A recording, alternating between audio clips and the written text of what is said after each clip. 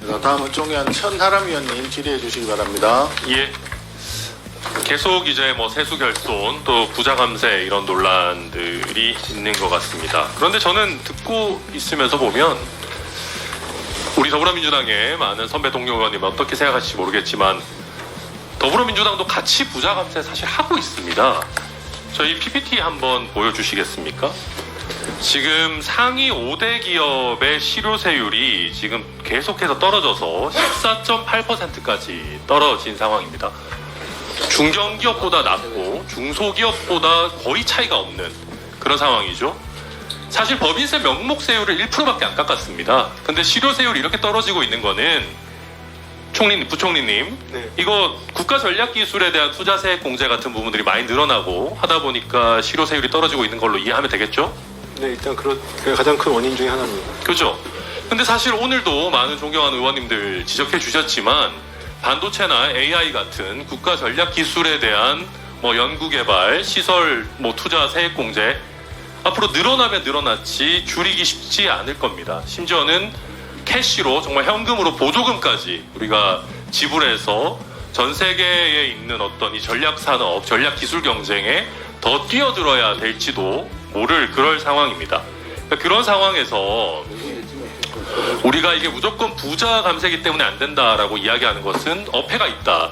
다만 반대로 가면 갈수록 이렇게 경쟁이 기업 간에도 치열하고 오늘 금투세 논란도 보시면 아시겠지만 투자자를 붙들어 놓기 위해서 계속해서 우리가 세금을 깎아주고 인센티브 주고 해야 될 일들이 앞으로 더 치열해질 겁니다. 이제 자본과 기술과 기업의 세계 이전이 더 쉬워지고 있기 때문에 그런 면에서 저출산 고령화가 지금 예정되고 재정 여건이 더 어려워지고 인센티브 주고 쓸 돈은 더 많아지고 있는 이런 시대에 무작정 감세만 이야기해가지고 미래 세대에게 부담을 키우는 것도 저는 적절하지 않다고 생각합니다. 아까 존경하는 박수민 의원님 잘 말씀해 주셨는데 적절한 우리 조세 정책이 굉장히 중요한 시기가 아닌가 생각합니다. 그래서 제가 좀 궁금했던 게요, 예전부터 우리가 국가 R&D도 그렇고 이런 뭐 투자 세액 공제도 그렇고 보면은요, 우리가 많이 공제도 해주고 기업이 사실 해야 되는 R&D 과제에 대해서 국가가 많이 돈을 넣어서 R&D도 해줍니다.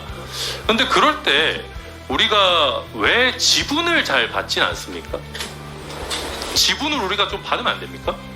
그러니까 그렇게 해서 우리가 지금 현재의 어떤 전략기술에 대한 투자도 하면서 앞으로 나올 여러 수익이라든지 이익들에 대해서 지분권을 행사하는 형태가 왜 안 되는지 잘 모르겠습니다. 제가 보다 보니까 지금 2023년 같은 경우에 110조 원 지금 정책금융 뭐 공급도 하고 첨단산업 하고 했는데 그 중에 1%만 지분 투자를 통해서 집행됐더라고요.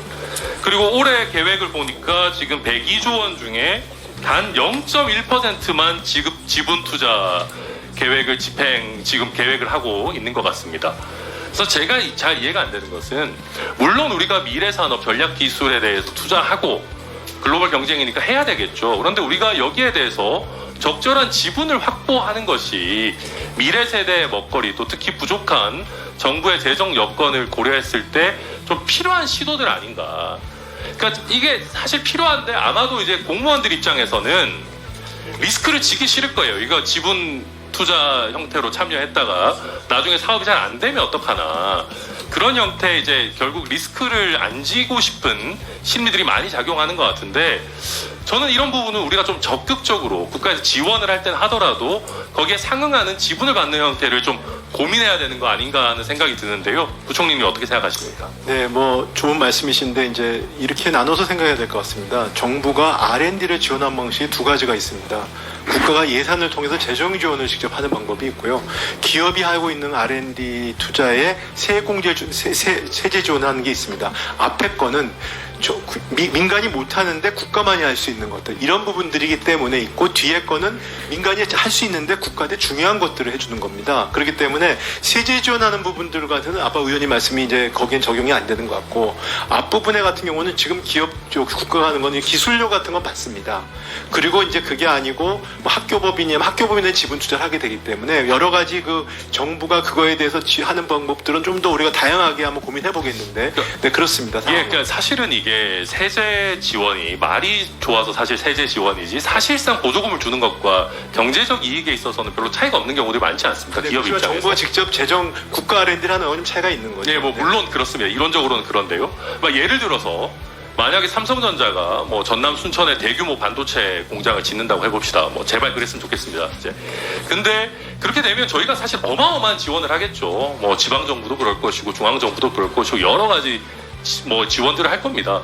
그럴 때 우리가 제도적으로 적절한 형태의 지분을 그것이 어떤 삼성전자 해당 공장에서 나오는 뭐 어떤 해당 뭐 법인에 대한 지분이 됐든 아니면 자산적 가치에 대해서 우리가 뭐 지분적 소유권을 획득하든지 간에 그런 것들 형태로 우리가 지분 참여를 하는 게 안 됩니까? 저는 이런 부분에 대해서 우리가 좀 상상력을 더 많이 가지고 실제로 한번 좀 추진해 볼 수 있는 부분들 아닌가 하는 생각이 꼭 그 사항은 아니지만 저희가 지역 투자 활성화 펀드라는 게 있습니다. 그래서 정부가 재정 지원을 좀 지방 정부를 같이 태워가지고 PF 형태로 해가지고 민간도 같이 해서 지금 하는 것들이 지금 이루어지고 있거든요. 어디에서 많이 이루어지고 있어요? 지금 제가 지금 생각나는 건 거의 뭐 광주 글로벌 모터스 정도 말고는 잘 떠오르는 게 찾아지는 게 잘 없는데요. 지금 경북하고 충북에 네. 저희가 지금 이제 2호 펀드를 만들어가지고 여기 투자가 지금 이루어져가지고 지금 투자 투자 자체가 지금 이루어지고 있습니다. 네. 근데 그게 아마 제도 자료도 좀 한번 주시면 자료 좋겠지만은 드리겠습니다. 지금 우리가 상위 5대 기업, 뭐 상위 5대뿐만 아니라 10대 기업에 들어가는 여러 투자 세액 공제들의 규모는 뭐 어마어마한 수준이죠. 근데 거기에 비해서 사실 우리가 그런 식으로 지분을 확보하기 위한 노력이라든지 펀드를 만들어서 함께 어떤 조인트 벤처를 한다든지 이런 부분은 제가 보기에는 굉장히 미약해 보입니다. 그러니까 물론 글로벌 경쟁이고 쉬운 부분은 아니겠지만은 이게 결국 우리 미래 먹거리를 확보하는 차원, 정부도 먹고 살아야 나중에 또 인센티브를 줄 재정 여력이 있지 않겠습니까? 이런 부분을 조금 더 적극적으로 좀 스킴을 짜주시기를 좀 부탁드리겠습니다. 알겠습니다. 네, 예, 수고 많으셨습니다.